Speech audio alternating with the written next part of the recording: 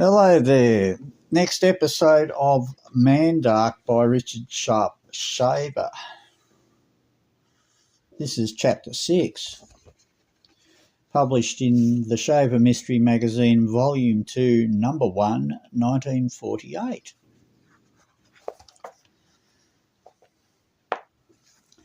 Now I, Richard Shaver, have to show you how the record of the migration shifted its doings from the vast work of the migration to the work of these two men, two elder scientists of a larger build than the Atlans one saw in the records of life on Mu. They had come to Mu for a purpose directly connected with the planet's approach to the sun. As I watched that tremendous work by the two mighty giants of an era lost in time's slow sweep, so far lost that there is no other written record of it but the mystical phrases of the misleading religious works of our time, as I thought of the little sprightly imp angel, my Nydia, of the neighbouring people of the god caverns, beside me, watching every ticklish adjustment of the antique mechanism which gave me the power to read again the ancient records of thought of men so mighty that a god is not an adequate description, I was conscious thus of three separate planes of existence.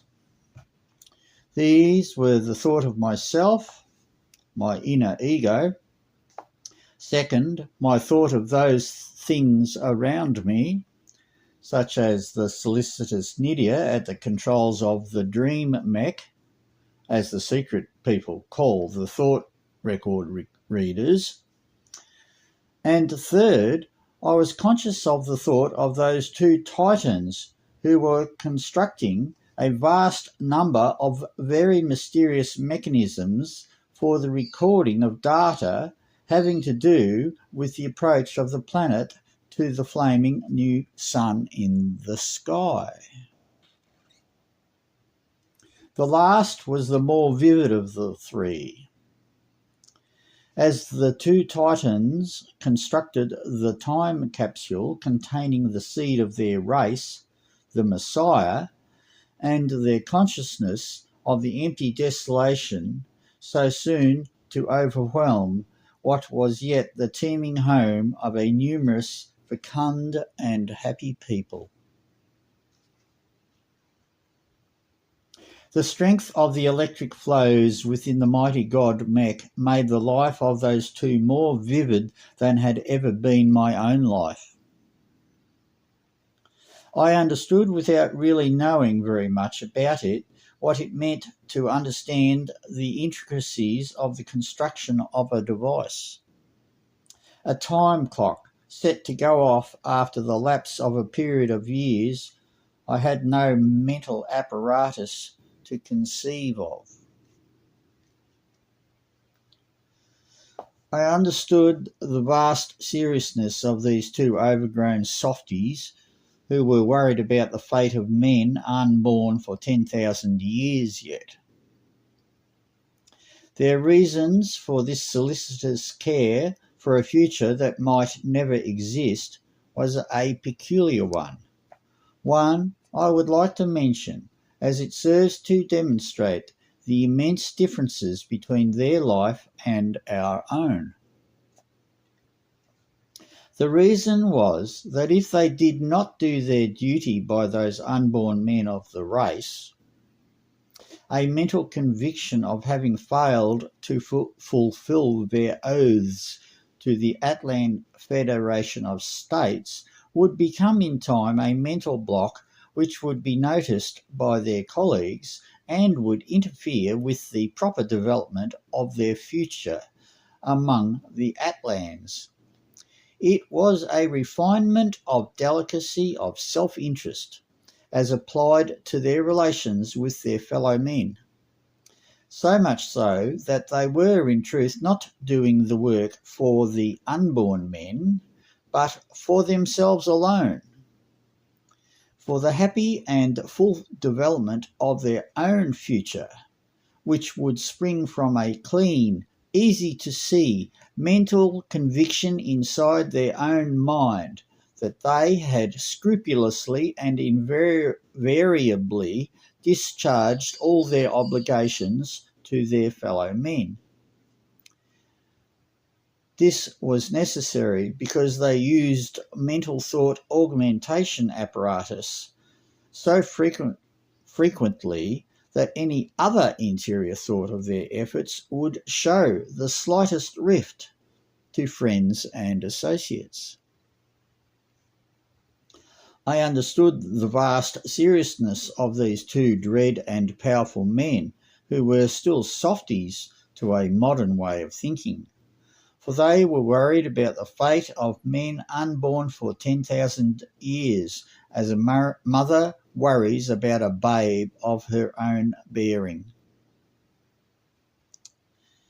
Their logic was a strange compound of self-interest with rationalizations of the self-interest into a general attitude of beneficence toward all other beneficent life. They were used to thinking of other men as able to read their inmost thoughts, and consequently their thought took on a very friendly awareness of the needs and rights of their fellows as a protective mental armour, the logical thing to think and do in their state of general awareness of each the other's thought was beneficence. For an oppressive or cruel attitude toward others would have been instantly noticed and brought down upon them the opposition of the others. Further than that, there is little I can tell you of their thought, for it is full of a symbol and meaning too greatly complex, too big for us to comprehend. Their simplest thoughts were full of a product of a vast knowledge of nature that is not ours to understand.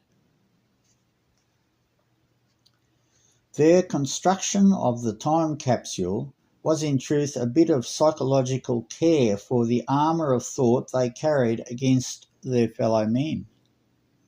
They had condemned Adam and Eve and their seed to a horrible life, but they had made restitution in the far future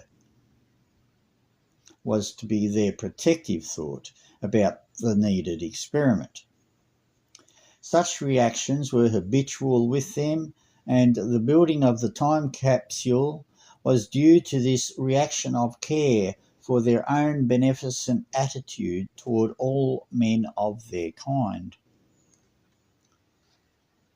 Using great lifter beams of reverse gravity flow, they conveyed to the deep chamber about the time capsule the great weight of weapons of the abandoned cities and set them up in many ways, some with automatic electric eye robots to protect the sleep of the infant from chance interlopers.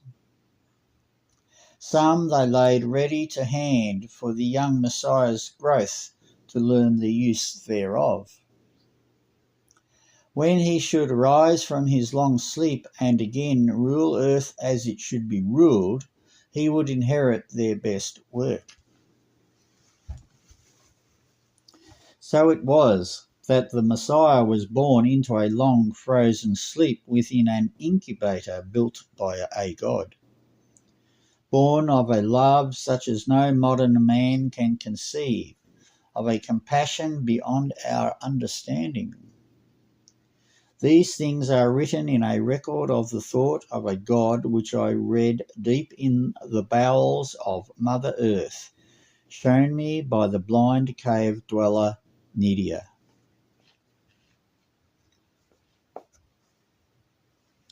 While the Messiah sleeps his lengthy sleep, let me tell you something of the story that is more believable than the story as presented in the Bible. They are the same story, But how different new data I have makes the story of the Bible. All this is no more unbelievable than the simple word infinity. If you think of all the full meaning of the word infinity, when you look up at the stars some night, all the infinity of opportunities that the life of the far spaces present to life to become as a god, to become something infinitely more than the simple robots of work and sleep that we men are. If you think carefully of the word infinity, you will not find it so hard to understand that what I tell you is even more true than the book called the Word of God. For the true words of the gods have not died, but live on in their works deep in the earth. It is only that the men who have written and cared for the Bible through the centuries did not understand the whole story and have left out the important things or misinterpreted those parts which give the true story of the dreadful, infinite might of the gods that has lost the word to us. From this record, I was learning some mighty big things. I knew already that D forces, that's DE, D forces cause the evil we know as war. I knew that the radioactive particles like radium come from the sun and are the cause of age. I remember the following phrase from the Bible, in quotes. And God saw that the wickedness of men was great in the earth, and that the imagination of the thoughts of his heart was only evil continually. Book of Genesis, chapter 6, paragraph 5. I realised that such phrases got into the Bible from some old original Bible, a work left by really wise men. I knew intuitively that the original book had been destroyed by evil men who feared its detailed information on the symptoms, appearance, and cause of evil. I realised that our Bible was but a substitution by such evil men of some other innocuous book for the original wisdom. The vast past of my race was overwhelming.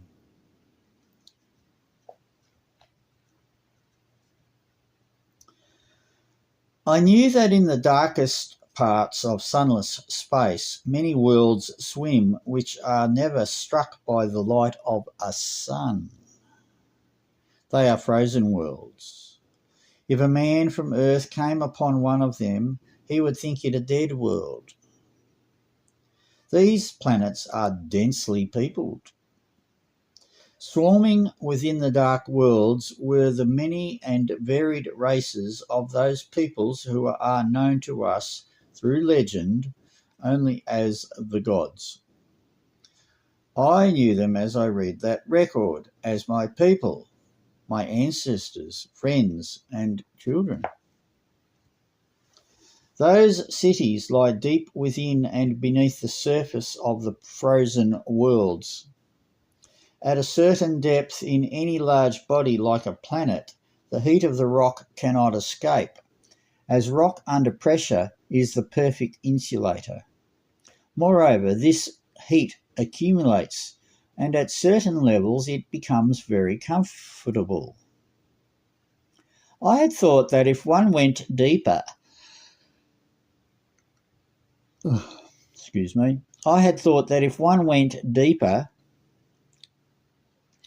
this heat of the frictional pressure caused the rock to become molten.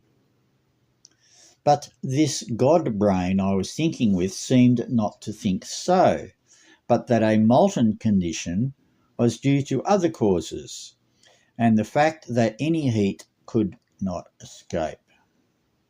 He seemed to know of worlds where the core was not molten, but was lived in all the way through a planet.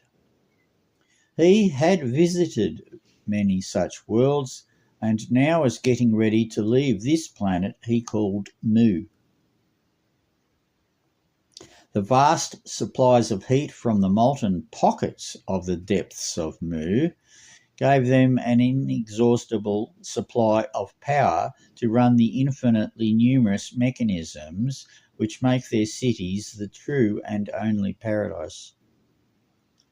Vast generators of beneficial rays and energy flows, which cause life to grow amazingly in beauty and strength, hum constantly, and these rays and vibrance flood about the caverns.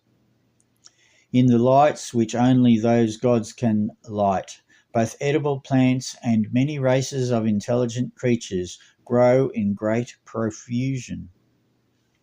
Whether man is a lesser or a greater animal in these fecund greenhouse caverns, we do not know. I could not understand the myriad images and symbols revolving in that mighty brain, except in a vague and generalized fashion. But I did gather that man and many other animals found now on Earth originated in these cavern city laboratories when Earth was known as Mu. And I learned that by deeper and vaster sources than the science from which Darwin studied to evolve his theory of evolution. These sources will be explained in these pages to your satisfaction or to your discomfiture. Or else to your discomfiture. Men are one form of the many forms that belong to the children of the gods. But we have lost our contact with the gods. Their cities form a vast, many-tiered net through all the warm underrock of myriads of planets, dark, frozen worlds out in space. Their peoples, wiser than our mind can envisage, fill these cities with a pleasure we can only faintly grasp with our puny, deteriorated minds.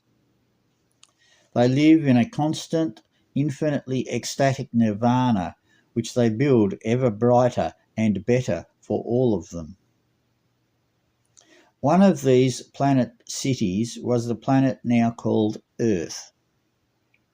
Then it was called Mu, or Momu, or Urta, or Terra. All of these names were in that recorded brain, and I could not remember the exact reason for the existence of several names for Earth. Perhaps the several languages and astronomies of space had given it several names. This planet unfortunately came within the attraction of a vast body in space, and that body was aflame with disintegrants.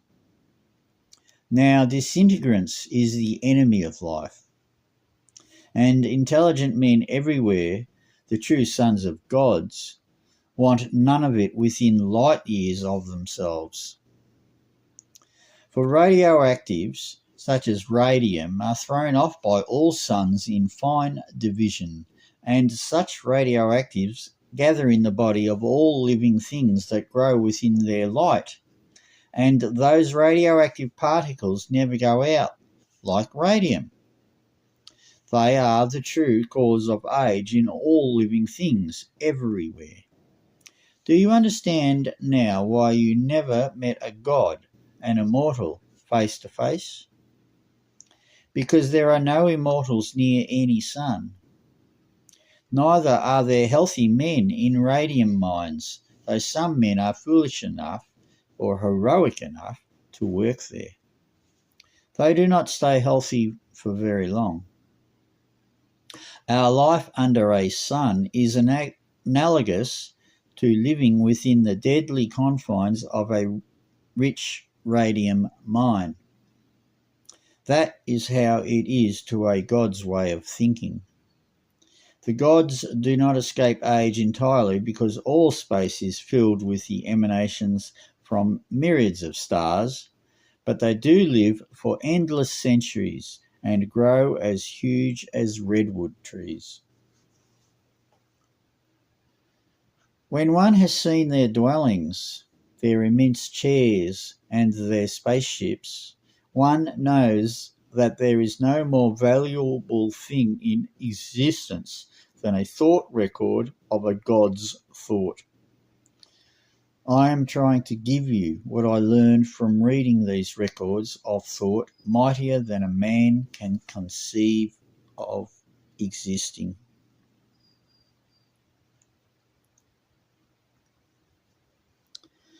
As I got it from their unconscious visualization on the ancient records, the surface of Mu was frozen solid with liquid air mixed with frozen water and other accumulated material of an age of drifting through cold space. Their city was really a network of tremendous caverns reaching everywhere under the whole surface of the planet, but at a great depth. The whole thing was under one nominal ruler, but there were many subdivisions and very little real strife among them. To my way of thinking, their whole life was one of play, mixed with a fanatical concentration upon certain angles of science, for these pursuits were so intensely inviting to the sensual side of the nature of man as to be irresistible to their pleasure-loving souls. These pursuits were really the science of pleasure, having to do with the manufacture of subtle variations of the synthetic animal electric, which was the base of their ray science. They were not men as we know them, for they had little concept of the struggle which necessity imparts to our life. They had no material needs. Their life was devoted to learning more about pleasing each other, which rather incidentally included making each other healthier and more alive. For the pleasure of vibrance, they constantly indulged in and manufactured in a billion complicated variations and combinations were basically beneficial vibrance.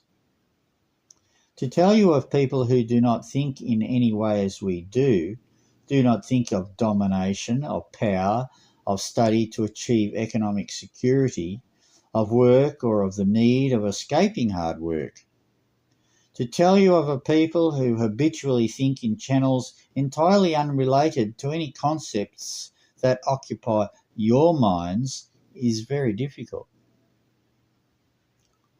Almost the only common ground between the elder race that side us and ourselves is our own rather feeble pursuit of pleasure. We almost look down upon our entertainers and our female sex contortionists, who are occasionally allowed to arouse our so-called baser passions.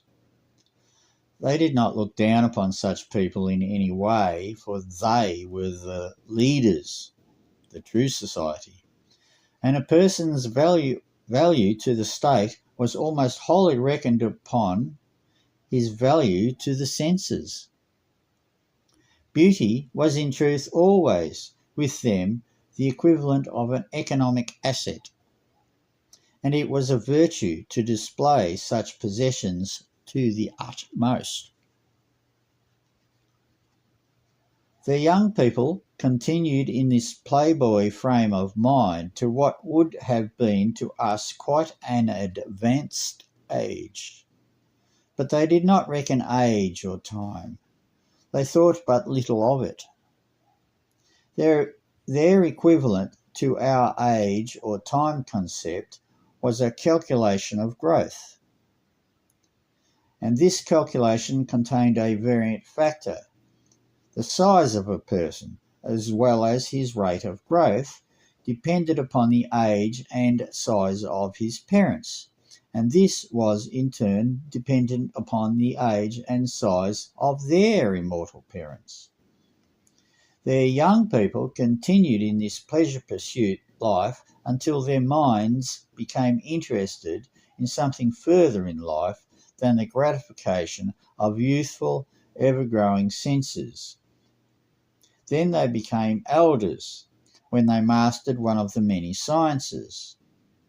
This usually took place shortly before they reached a size where they were no longer welcome upon a planet grown too small for them. They then were graduated to an elder planet, the next step up in their ever-growing immortal life.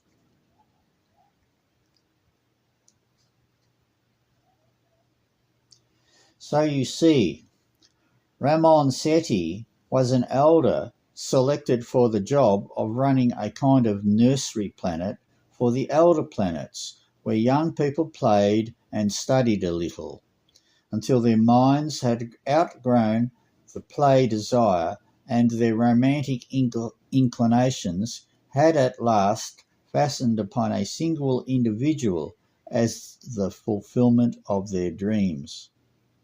Then they settled down to work and were eventually selected by the studious elders to become a part of some titanic immortal's effort to plumb the depths and the heights of knowledge.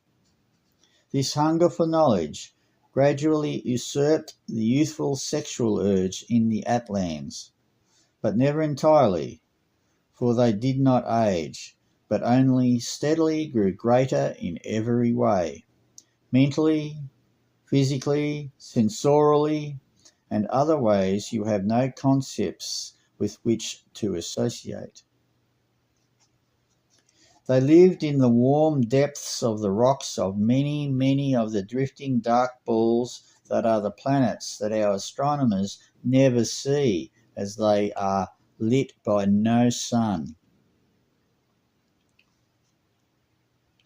But had Ramon Seti had the courage to know the truth and face it, he would have said, "The earth will pass so close to the sun that almost all life remaining upon it or within the caverns will die miserably of the great heat."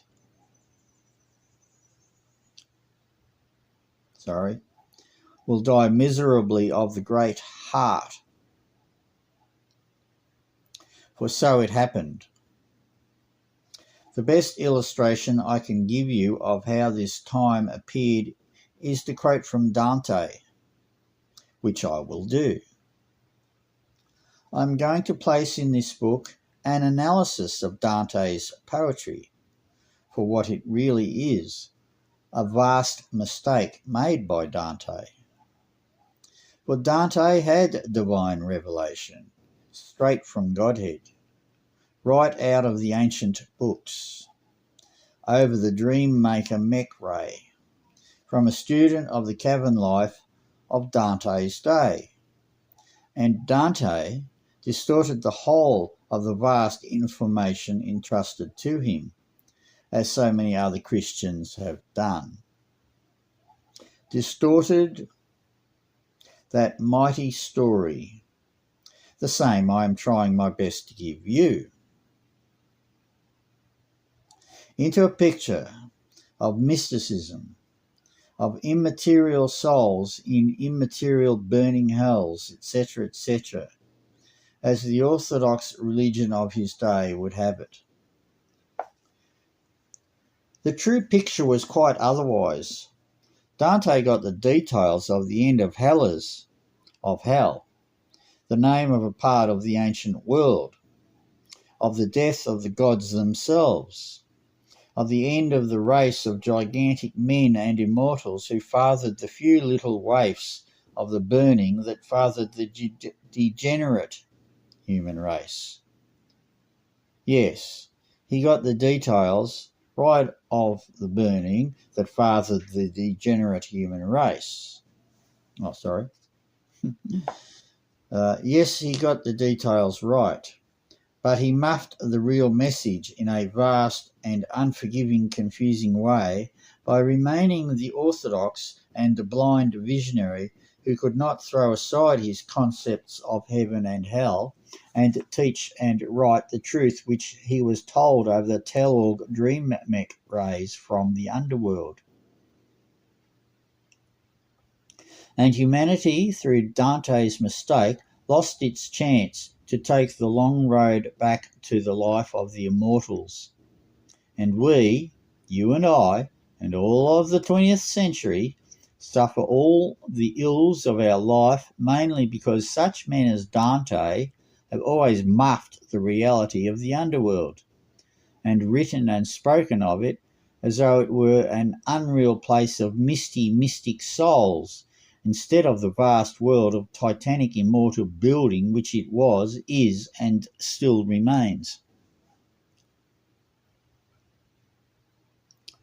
Dante's descriptions of rains of fire, of terrible parades of naked people under rains of fire, of demons tormenting poor souls, of vast palaces of stone about which blow fiery winds and in which burning people lie and gasp for breath, but find naught but fire to breathe, the whole gloomy picture of the frozen hells, the burning hells, etc., etc., is a picture of the end of the world.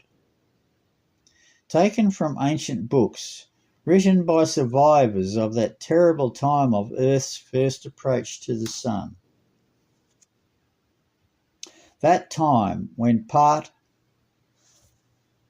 of the immortal race of Earth died miserably of the heat of the sun, even in the deep caverns in which they lived.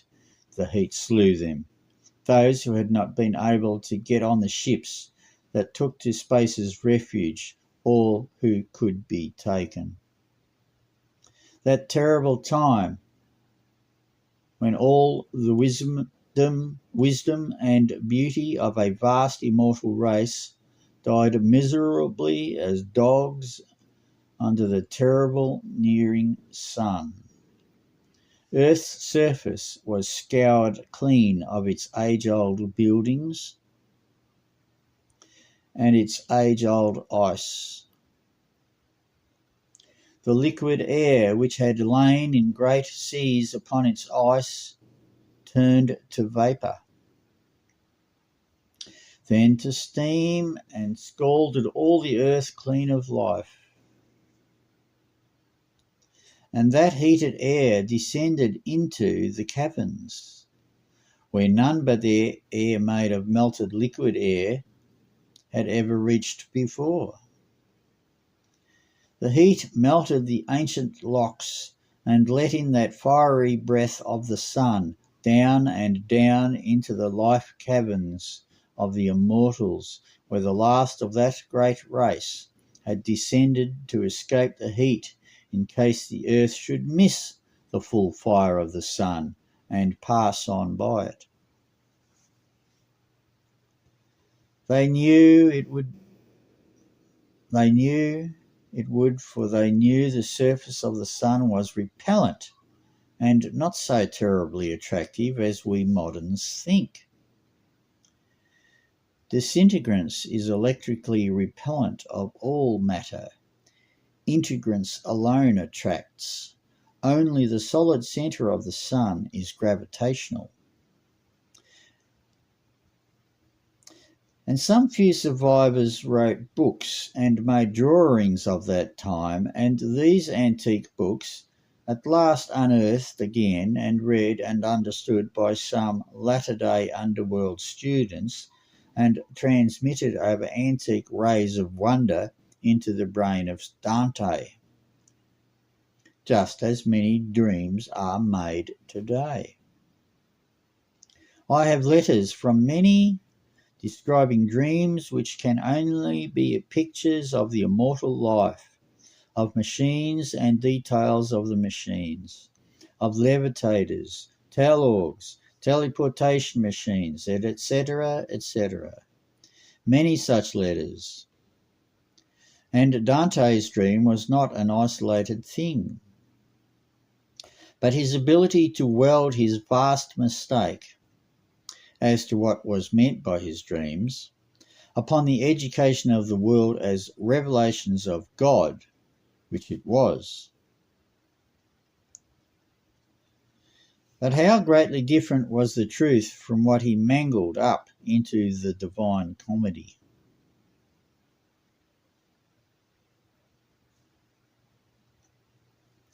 As a picture of that vast catastrophe to wisdom on earth, to life on earth, it has value, but not a great deal.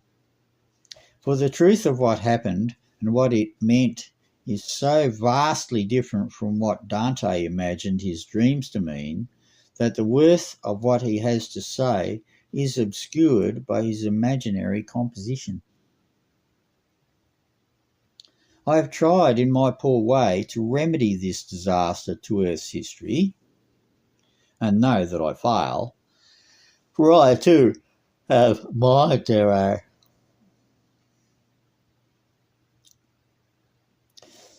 Anciently called Erinyes, Harpies, and Furies, and other distorted, degenerate minds of the underworld hampering me, for fear that I will disclose their presence and their deeds to a vengeful race of men.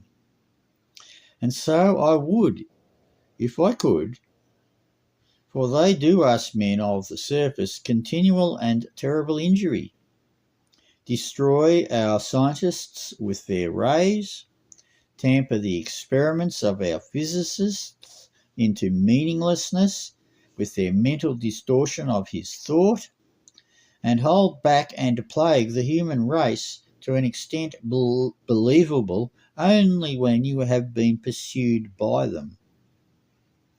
And many of our best are killed by them, and the rest are made into half-witted disguises of the real catastrophe of their absent-mindedness, lest they be dismissed for idiots from the faculty. For the absent-minded professor is one of their products most manufactured. For they fear men's science, as we would kill the evil whites if we had their rays to reach them with, is perhaps not a wrong conclusion of theirs, seeing the wrong they daily do us. The existence of a Messiah has a vast corroboration. We have given you a possible explanation. Another possibility, of course, is the revisit of a well-intentioned member of the God race, either by accident or by intent, to fulfill the ancient obligation which seems to have been the basis of the legend of the Messiah. It must be true that the gods did revisit Earth, and there are many quotations to be had from the Bible and from other books that show that some space-travelling race did visit Earth several times long after the period of which we are speaking, the time of Adam. From now on, we will try to give you Earth history as we interpret it from the Bible and from other writings such as the Book of the Dead, Homer's Iliad, etc. The tale of the records of the ancient civilization found in the caverns by me is not expected to be accepted, though it happens to be true. So I have assembled, from the vast wealth of corroboration in old writings, those most pertinent on which I could readily lay my hands. If you view our work with pure disinterest, without preconceived bias, I think you will agree we are a great deal nearer the mark than the religions of our past and our benighted present ever struck.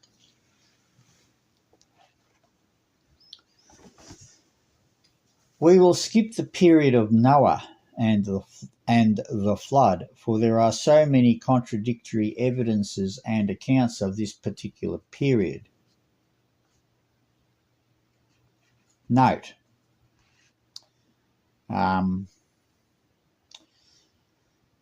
since the Colburn Bible in particular, editor's note here, since the Colburn Bible in particular, in my opinion, was published not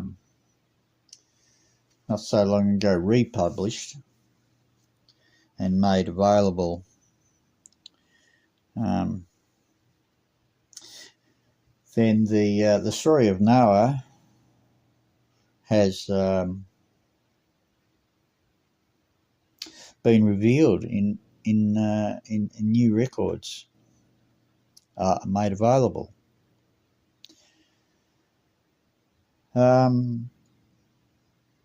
Gilgamesh too, the Epic of Gilgamesh has been republished several times. The latest published story claims to be the best so far. And the story of Noah can be read in that. Also, the British Museum has brought out, in recent years, has brought out information on a clay tablet attributed to Enki, describing how to build a round thatched boat, waterproofed with bitumen.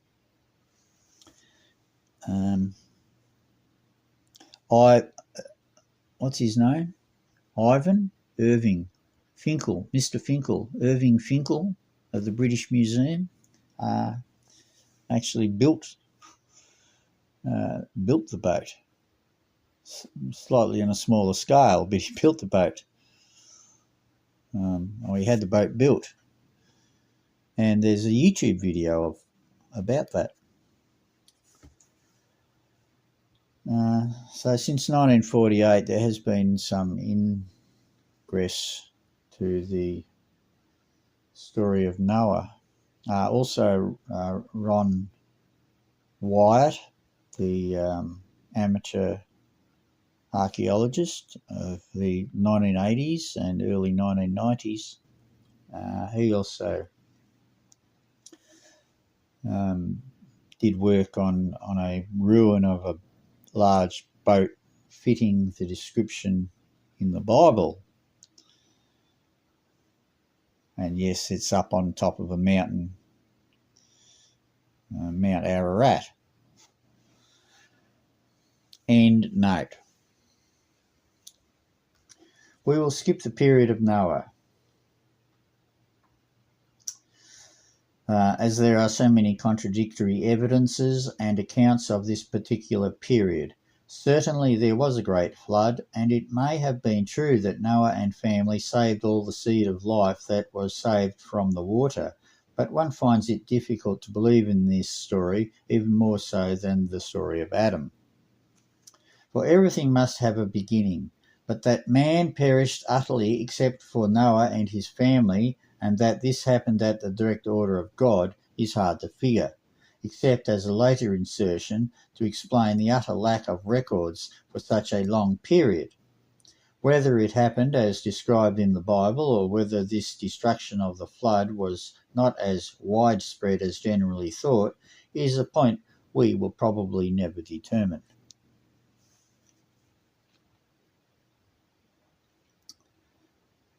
Now some quotes.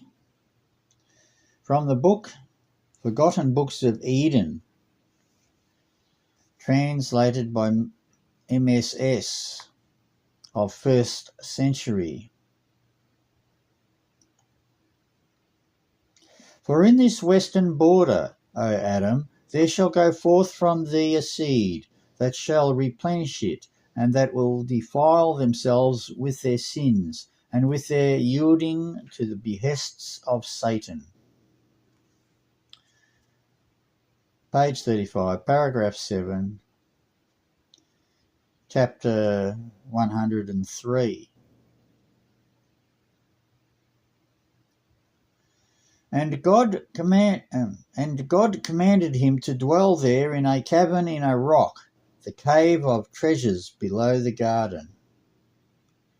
Book 1, chapter 1, paragraph 9, page 5. Yea, the word that will again save thee when the 5 days and a half are fulfilled. Paragraph 2, chapter 3. Then God in his mercy explained to Adam that these were 5,500 years, and how one would then come and save him and his seed. Paragraph 6, paragraph 6, chapter 3, page 6. Then came the word of God to Adam, and said unto him, Adam, as for the sun, if I were to take it and bring it to thee, days, hours, years, and months would all come to naught, and the covenant I have made with thee would never be fulfilled. But thou shouldst be turned and left in a long plague, and no salvation would be left to thee forever. Page 18, paragraph 9, chapter 26. God said also to Adam, See this fire kindled by Satan around thy cave, see this wonder that surrounds thee, and know that it will encompass thee and thy seed, when ye hearken to his behest, what he will plague you with fire, and that you shall go down into hell after you are dead. Page 30, chapter 26, paragraph 9 and 10. From Secrets of Enoch, chapter 22.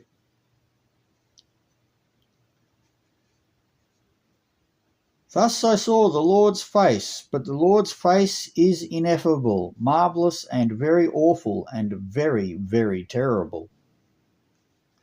And who am I to tell of the Lord's unspeakable being, and of his very wonderful face?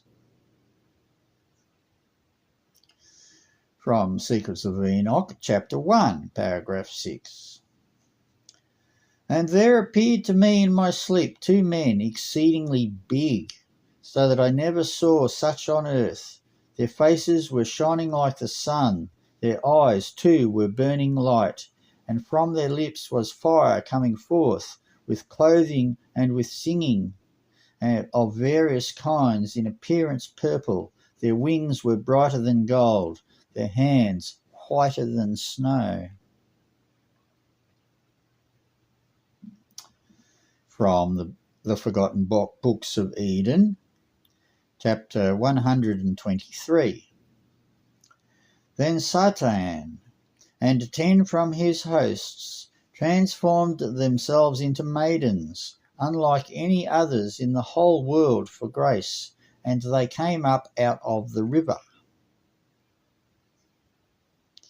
Adam and Eve looked at them also, and wondered at their beauty, and said, Is there then under us another world with such beautiful creatures as these in it? Editor's note. Does this remind you of Oannes? Oannes, written of by the Chaldean historian. What was his name? Oannes, anyway, Oannes, said to be of amphibious nature and of coming up out of the water to teach and establish civilization. End note. After the gods finally abandoned man to his ignorant fate on Earth, life probably went on over Earth's surface, much as described in the Bible account of the spread of life over Earth after the flood. There was this difference, though, and a mighty big difference. Men discovered the ancient home of the gods deep within the earth, where their ancestors had lived so long ago before Earth swam into the deadly light of the sun. The Bible ignores this important occurrence, but numberless other accounts, quite as creditable and of as ancient a source as the Bible, do not ignore it. There are the numberless legends of the gods, which are obviously of periods following the time of Adam, of time reaching down almost to the period we call medieval. Editor's note. The Irish gods, for example, the sons of Day. Interesting that they're called that, eh? The sons of Day, or the Tuatha Dé Danann. End note. The archetype of this legend is the pomegranate legend of Ceres' daughter Proserpine, stolen by Pluto and taken to his underworld kingdom. This underworld kingdom, which still exists today in secrecy, is the part of history which we wish to correct. They existed, not mythically or mystically, but actually and in the flesh. They played an immense part in the events of history, but the fact has never received any attention from writers for several reasons. One reason was fear, for anyone who spoke of the underworld familiarly was accused of witchcraft, of being in league with the devil, etc. The Christian accounts of history include it only as the abode of devils, and most of them seem to think of it as non-existent, except in the mystical sense in which they think of heaven, which, looked at with a literal eye, translated from their thought as heaven and hell exist, but they don't exist. Well, we know now that they both existed actually and literally, and not mystically at all. Heaven was the wonderful place in the sky where the gods lived, and hell was the place under the earth where the gods had once lived, and which was now inhabited by an evil race, as well as by people who were not evil at all. Both did exist, and both still exist. Both played their part in history, but this book is principally concerned with the role that hell has played in history. Hell was the name given the underworld by the church. Editor's note. The church gave the underworld the idea of all devils, and they got that name. Hell is a word in the Nordic language, and hell means bright.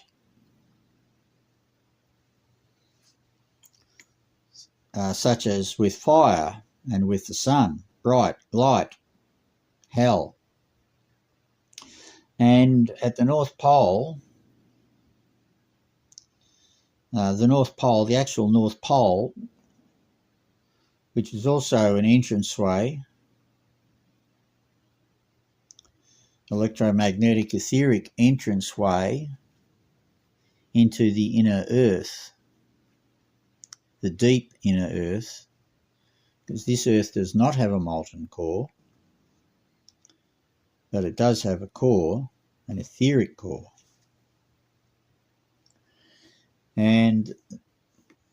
So the various pictures that you may have seen of the inner Earth, like the Earth, like a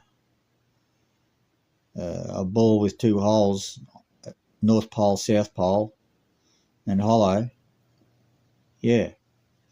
The north entrance is called Hell by the ancient imperial people of the North Pole, who founded civilization and go back to Uden, way back, and go back to the god races. So when the church got to Hell, the Roman Catholic Church pillaged Hell in about 1,000, around about the year 1,000 years ago, little over 1,000 years ago. The exact date of that pillage is listed in the Bock saga.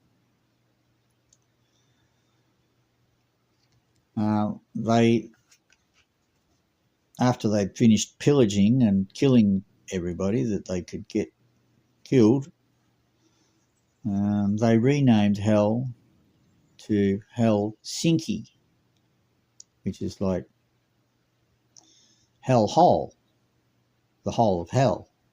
and hell became, in Christian literature, hell became a place of devils and only devils. End editor's note.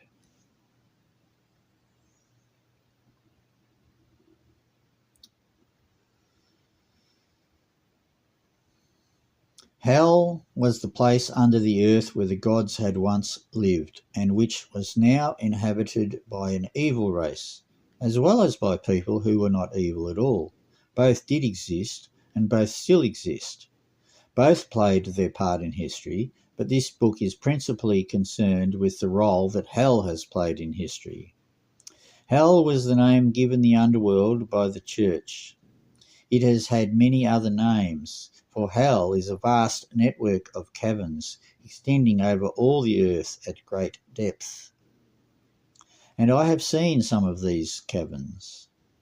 Many other men have seen them, some like Dante in a dream, others like Aladdin in the flesh.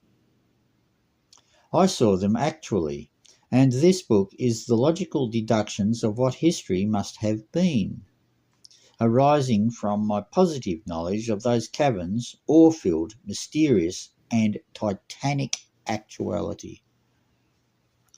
To show that Noah, if he existed, if the flood was as described, and Noah the chosen seed from which all men are descended, then this also bears out our contention that in those days when the sun was younger, men lived much longer, and that in those days what are now called the latter gods rose to power over earth. I will quote from the Bible. Book of Genesis, chapter 9, verse 28. And Noah lived after the flood 350 years.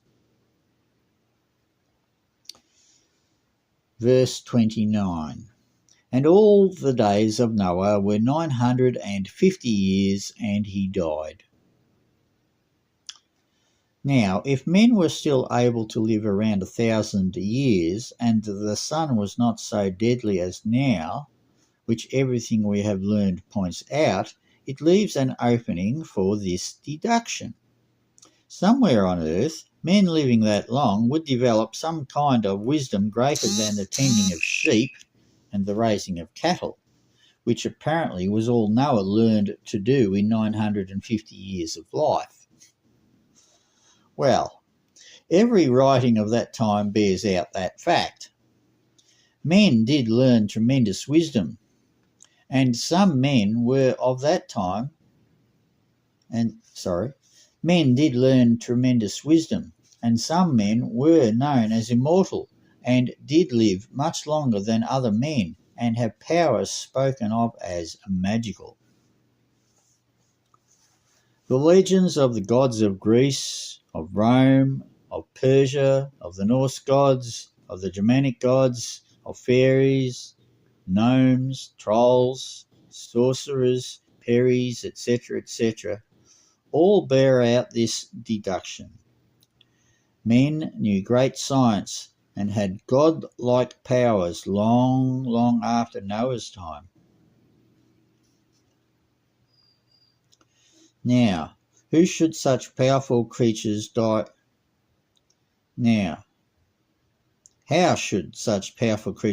out and disappear? And if they knew so much, why did they not leave Earth and the creeping death from the sun's radium, polonium, uranium, etc., from the radioactive powder thrown by the sun? Or were those creatures men? I can only tell you certain facts and my deductions from those facts. I can only quote the ancient writings, and those only represent the tiny part of the existent writings which I have had time to examine. For the most part, such valuable texts are hard to examine. You can see the Book of the Dead if you know someone. And the long life and endless ages of life in caverns under the frozen surface of Earth as the planet drifted its slow way through sunless space had made the god race peculiarly susceptible to this mental derangement. Editor's note. I mentioned that in might have been part 2, which is chapter 1 of Mandark. End note. Note here the persistence of the ancient uses of DE, which we still use in English today. It might actually be, in the English language, the most used prefix, DE. And it has some variations. Sometimes it's a DI, as in dis, DIS.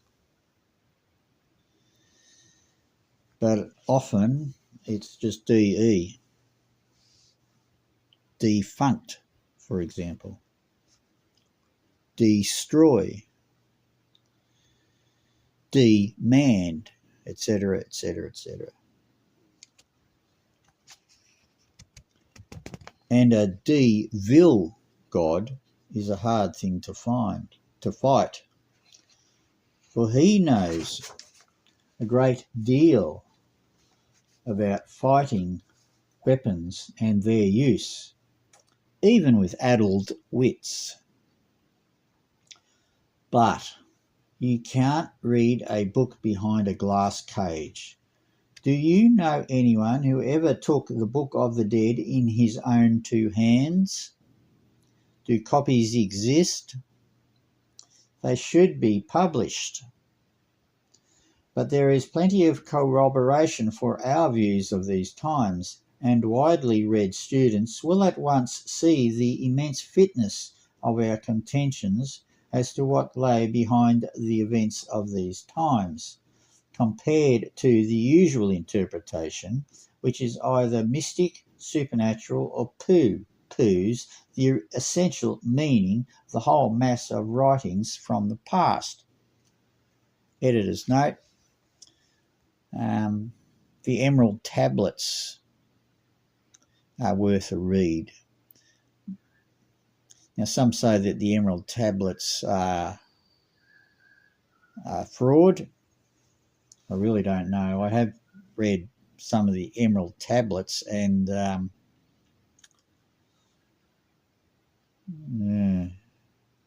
not so sure that they're fraudulent. End note. The truth is, there is a certain amount of truth in each of these views, but not the whole truth. What we want to do is to give a clearer picture of the vast whole truth behind all these writings, as well as show what these caverns under our feet and the miraculous capacities of the machines mean to men. Book of Genesis, chapter 11, the last verse. And the whole earth was of one language and one speech. End quote. This bears out contention that all language was at one time the mother tongue, which we call man-tongue. It follows that all Earth's languages were descended from the single mother tongue. The fact that the alphabet key given in this book can be used with equal facility in any language we take to confirm that this question is one of the original remnants of the first Bible which still exists on the surface, and that the parts following this quote are insertions put in at the time the fake Bible was foisted upon the people by the priests who feared the wisdom which still lived within the words of the ancient Book of the Cross, the T book. Editor's note. Who here is familiar with Göbekli Tepe and with various other megaliths from the ancient world? Over and over again you will find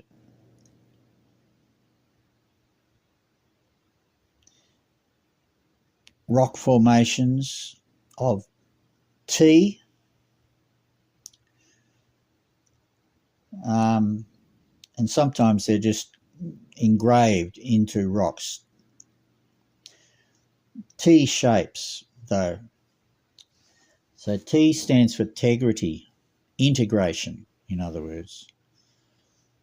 Positive structure, growth, beneficence, life. And T is a modification of the solar cross. In the English language, the small t is still written as a cross. End of note.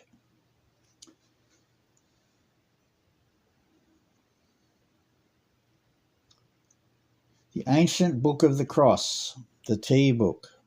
It revealed the nature of a man, whether evil or good, giving infallible signs, and would have exposed the tricks whereby they fleeced people.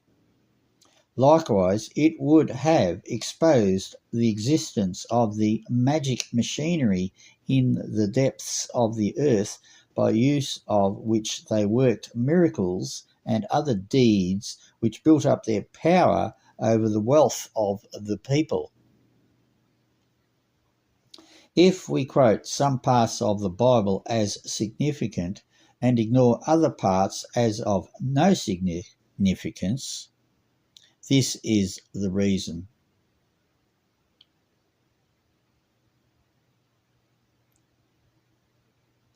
To show that the sun was rapidly growing more and more detrimental to life, and that man aged more and more, we will quote from the 11th chapter of the book of Genesis, the 32nd verse. And the days of Terah were 205 years, and Terah died in Haran.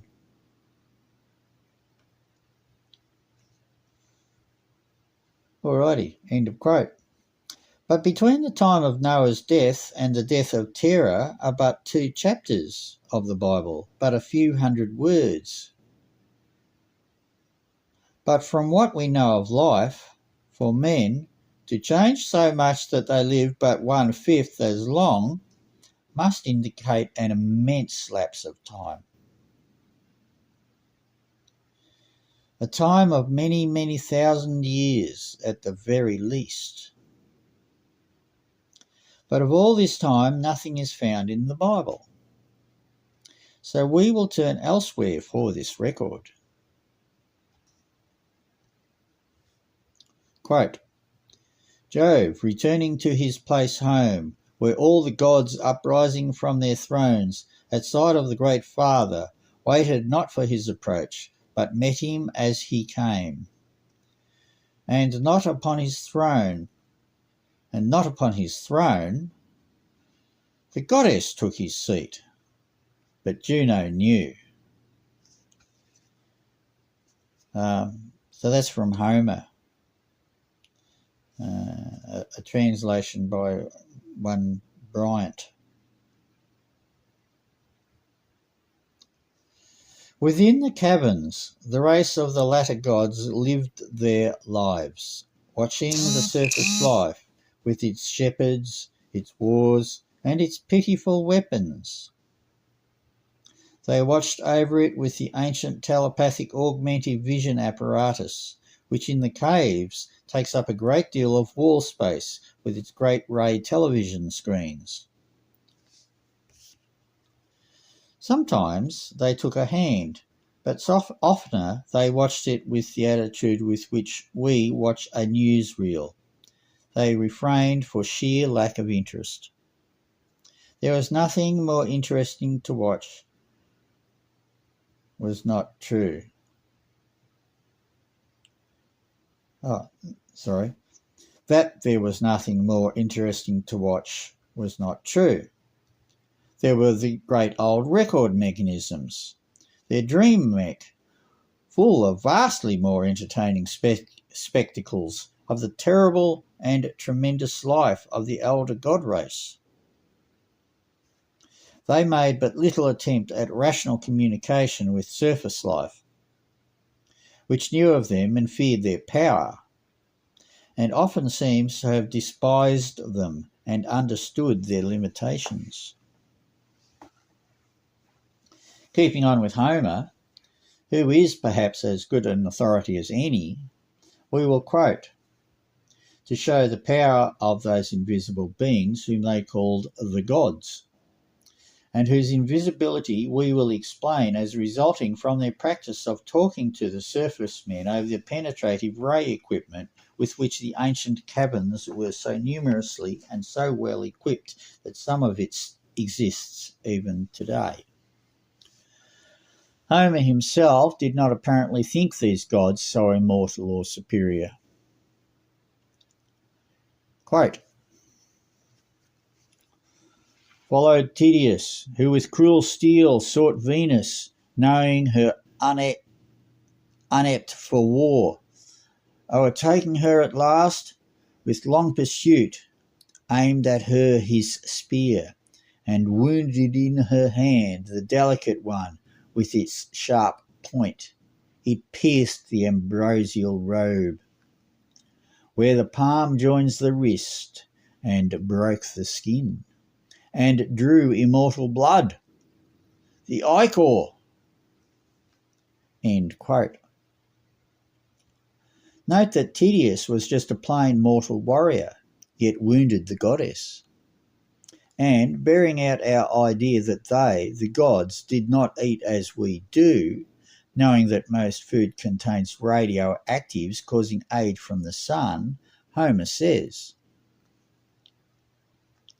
for they eat not the wheaten loaf, nor drink dark wine, and therefore they are bloodless, and are called immortal.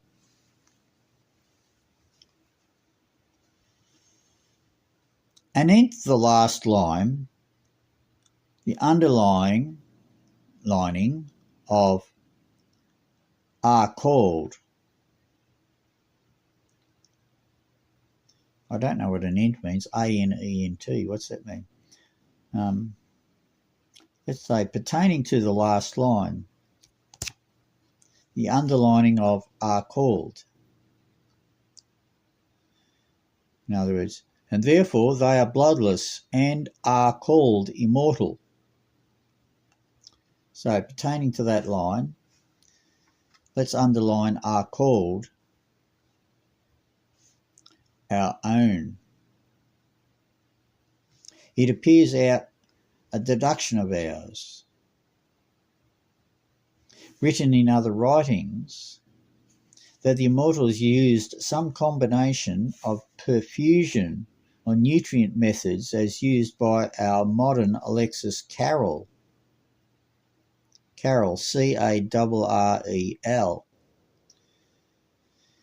in his well-known immortal heart experiment, as well as in many other experiments of a similar nature.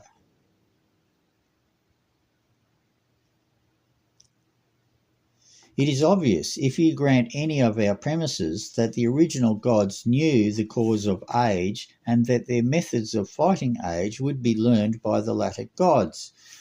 It follows, when one knows the caverns have been inhabited by various secret groups since the earliest times down to the present day. Editor's note. A very famous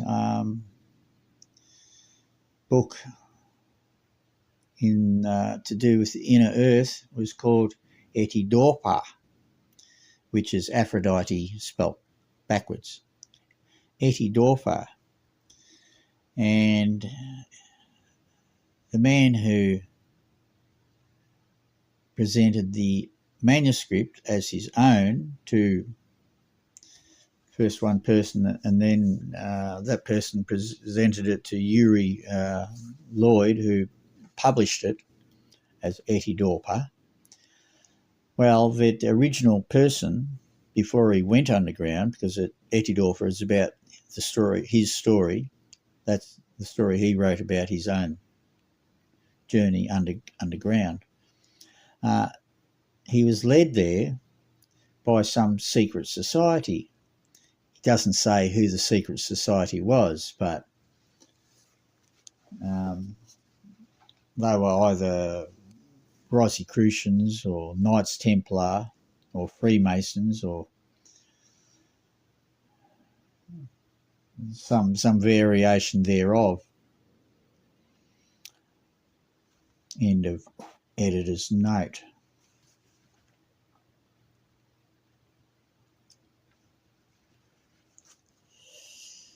Yeah.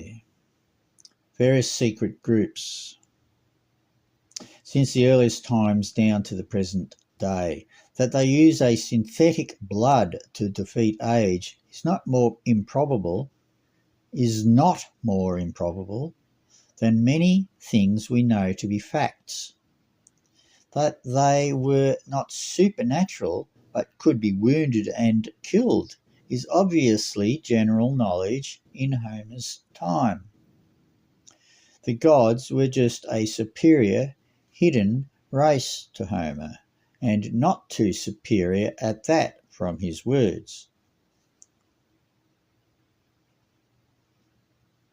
Their methods of rule, which some of their defendants and would-be imitators today follow as well, are described by many passages of the type I quote. And here's one of those quotes. Minerva, swift, descended from above, for both the princes claimed her equal care. Another place. And hence to all our host it shall be known that kings are subject to the gods alone. Another, plainer. No, if the gods the beauteous dame demand, my bark shall waft her to her native land. But then prepare, imperious prince, prepare, fierce as thou art, to yield the captive fair. Thy loved Briseis, with the radiant eyes, now to go on with the nature. End of quote. I loved Briseis. That's Briseis.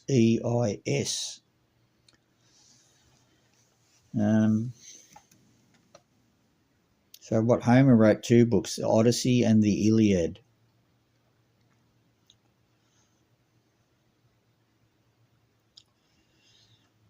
Here's another one, another quote.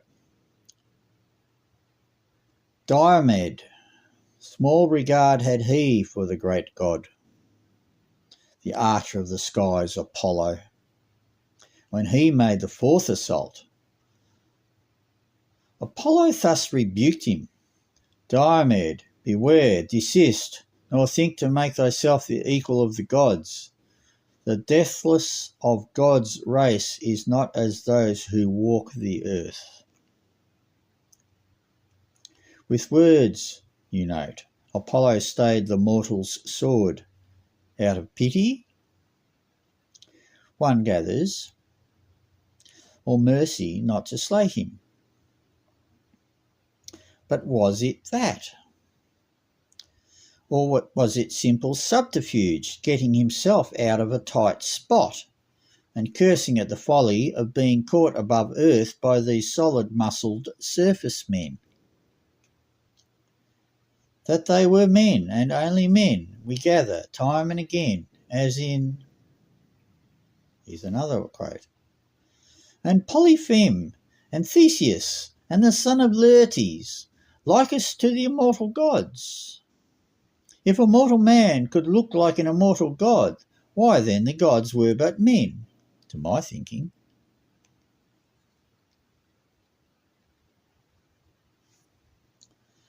So we say that these gods who were worshipped by the historic Greeks or their ancestors were men who lived in the caverns, whose existence we but now fully learn of, and used the antique machinery left from a still earlier time when the gods were really gods in wisdom, and perhaps not men at all in shape.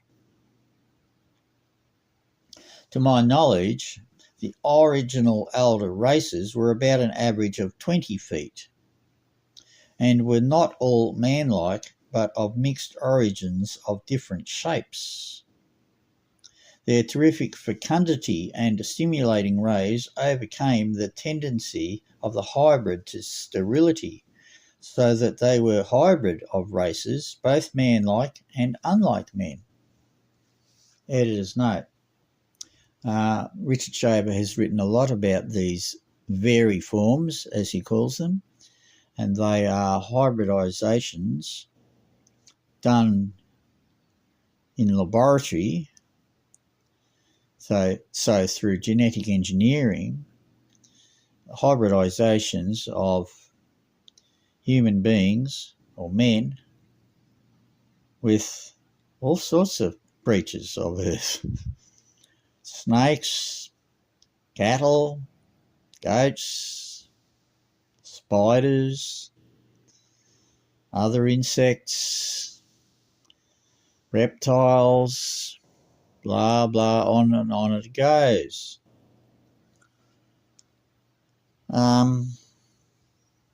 Says something about the cryptid life form research going on today to do with mantids and reptilians in particular. End note. They lived principally by foisting a god pretence upon the people as the real thing. And it was, in effect, for the antique weapons and mighty mechanism of the vast and ancient science gave them the powers that made them comparatively as gods to the ignorant men of that time. This deceit has gone on right down to the present day, though it seems today their profits by which their luxurious, riotous, cruel and wasteful life is financed come from other schemes than the gods' temple contributions. Though who can say what cult pays the hidden people, or how much even today, for projections from the miraculous rays and thrills in the spine from the stim organ?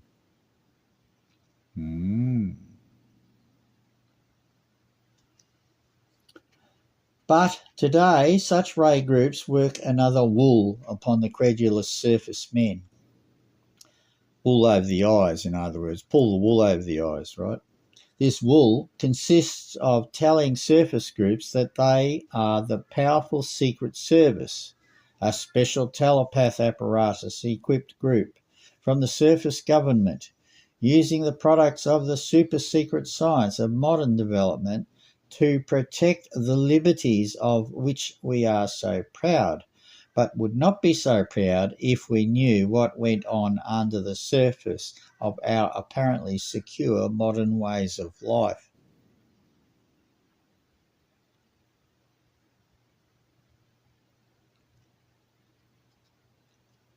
For under our feet, many surface men die on the rack, the torture rack,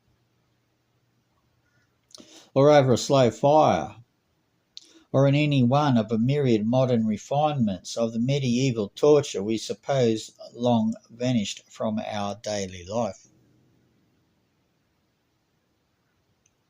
Most of those who have had cursory contact with modern secret ray or the underworld science are sure that it is modern science. But the truth is, it is a survival of the ancient priest, Satanist, and witch cults who have always been a much greater power in surface life than is understood by most writers.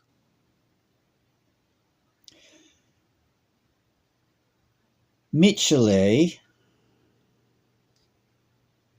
so understood. Michele, so this is someone, French name, Michelet, and editor's note. Michele, so understood, but did not realise the titanic value of the antique mech, which was the root of that power.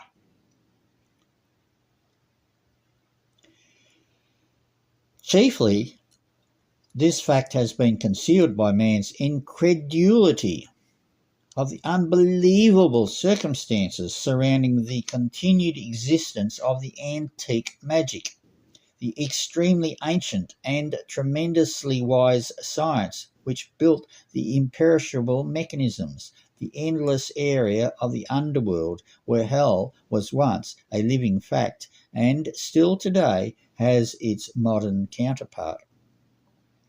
More than one little hell holds forth down there, hidden by the black secrecy that has swathed this life since the last God left earth forever. But in that day, life had some bright facets. And one of these was the goodness of certain groups of the latter gods, the hidden peoples. Quote, there, as they tell, the gods securely bide in regions where the rough winds never blow, unvisited by rain or snow, veiled in a volant ether, ample, clear, wherein the happy gods from year to year quaff pleasure. To those bowers Athene made repair.